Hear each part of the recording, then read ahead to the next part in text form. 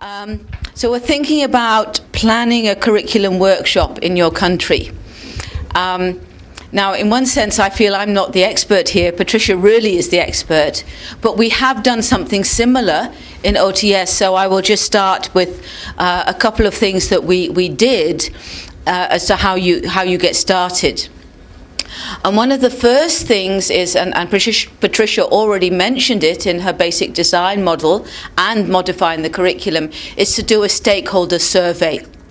To do a survey of pastors, church leaders, tutors, students, the target audience, people in Christian institutions that will may be affected in one way or another, and find out what they think they want. For example, one of the surveys we did, we asked them for a feedback on the existing courses. Are the course books and tutor guides clear, accurate and complete? And we got feedback there. Then in which courses, existing courses, does the content most need improvement? And then for which subjects are new courses most needed? And of course that was the area for new curriculum development. If there are large gaps or areas that the local people, the local church says we need a course on such and such.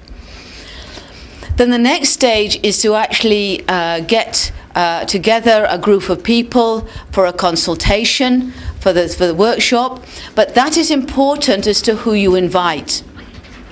We had a curriculum consultation just over a year ago, and we invited people involved in theological education from as many residential seminaries within easy reach. We didn't invite the people from the other end of the country because we knew they wouldn't be able to come, but the people within a kind of 100-mile radius.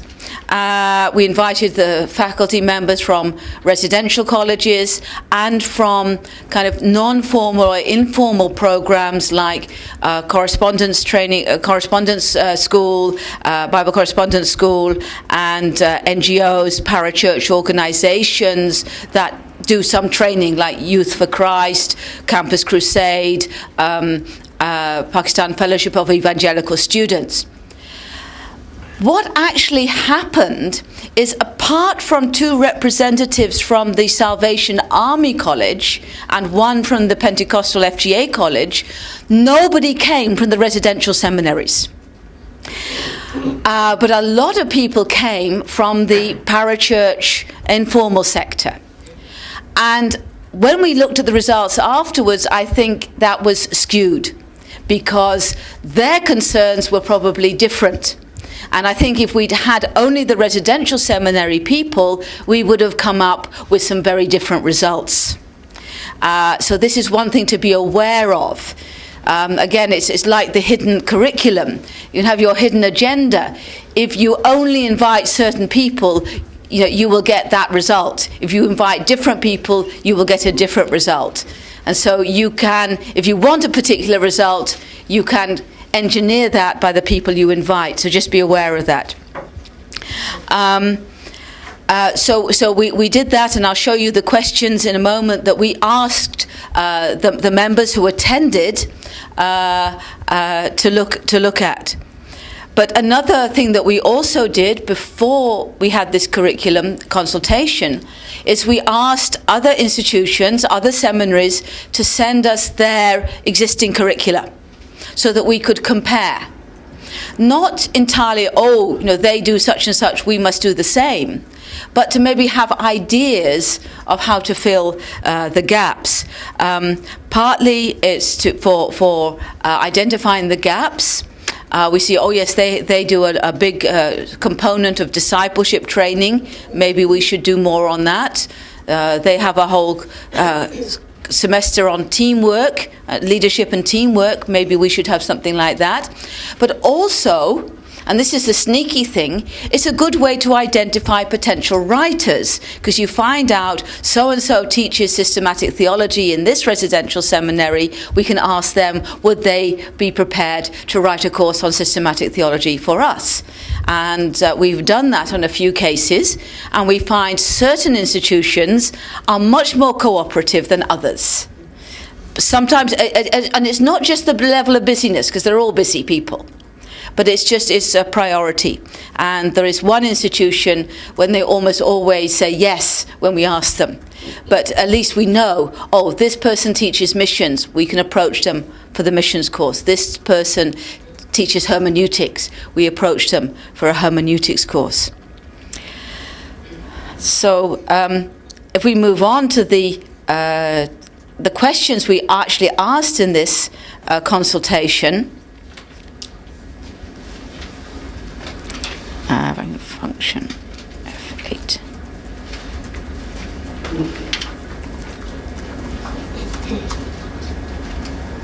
Come up. Oh, yes. Yes, no? Sorry. Yes, okay. So this is the questions that we asked. We got them into smaller groups so everyone could discuss. So what are some of the major issues, challenges and problems that theological education institutions in your country should respond to or enable students to respond to? So what are the issues in the country? Some of them will be obviously pastoral issues, teaching issues, different kind of things. But that's the first question we asked. And obviously there would be a lot of issues that came up. And then the second point was, from your list of issues and challenges, identify a priority need or certain priority needs that require a specially designed course or curriculum. And what kind of course or curriculum would effectively address it. So again, it's again what Patricia was talking about, doing needs assessment first. So what is the need? There is a need for teaching on, the biblical teaching on corruption and bribery and justice. Yeah, okay, then how can we address that? Then, of course, the graduate profile. What kind of individuals does this course or curriculum want to produce? What are the learning outcomes in terms of head, that's knowledge and understanding, cognitive, heart, attitudes and feelings, affective, and hands, skills, psychomotor, practical outcomes of such an education program or curriculum. So what are the objectives? Are we clear about what we're trying to achieve? What will be its learning content? What should be included in this course or this curriculum? What if it's a whole curriculum? What unique courses?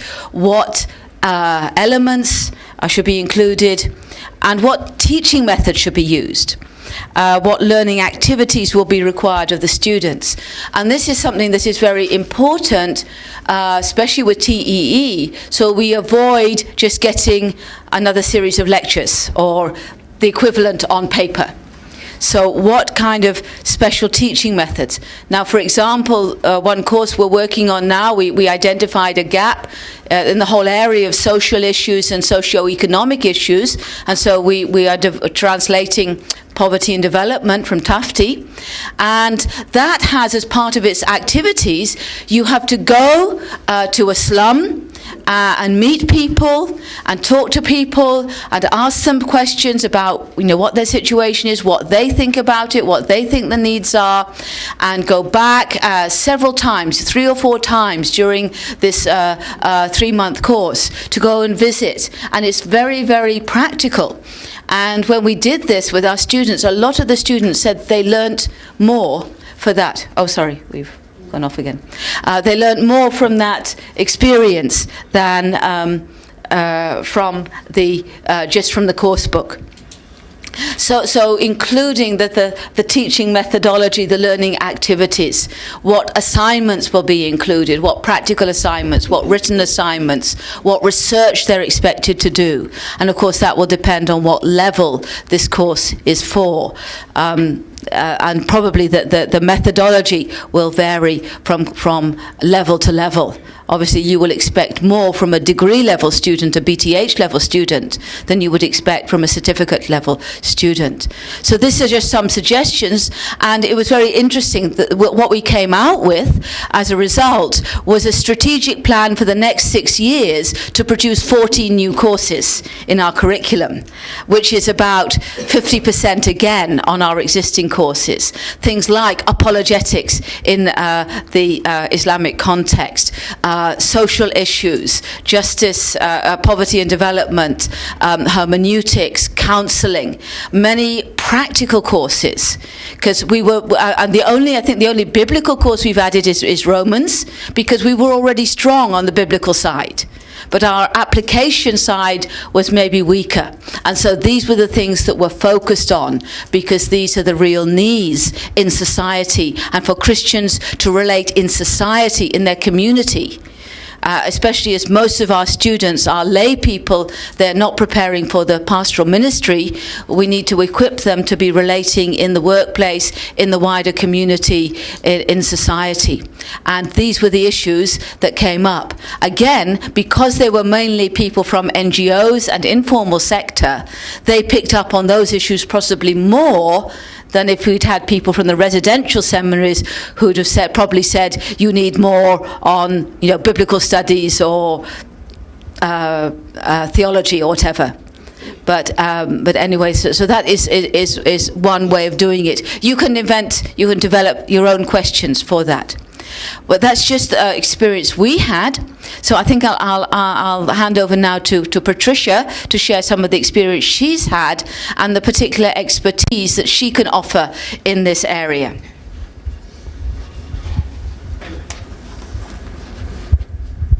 Thank you, Frida. I would heartily endorse the things that Frida has just said. I think that's very important. Just briefly, my own experience in working in different countries was first of all with ATA as a TE coordinator or consultant a number of years ago, and then with World Evangelical Alliance Theological Commission, of which I was a member for a number of years and worked as their consultant in theological education. So I worked with colleges as well as with TE. And now I do similar work, but more just by invitation from different missions and churches. A lot of the consultancy work that I have done has been in the context of developing a program. Sometimes it might just be curriculum, but other times it might be introducing the TE concept, working on curriculum, training course designers or tutor training, often multiple visits over a period of time to one place, not always, but sometimes to help at different stages of a program. And I certainly never come with all the answers. I don't have those. I come more as a facilitator and as someone who collects ideas from different places and helps to share those. And of course, a time like this is great for sharing as well. And so there are a number of different types of ways and types of workshops, one-off or once a year for several years or whatever is needed, that I am happy to do as I am able. Getting older now, I have some physical limitations, but I do the best I can.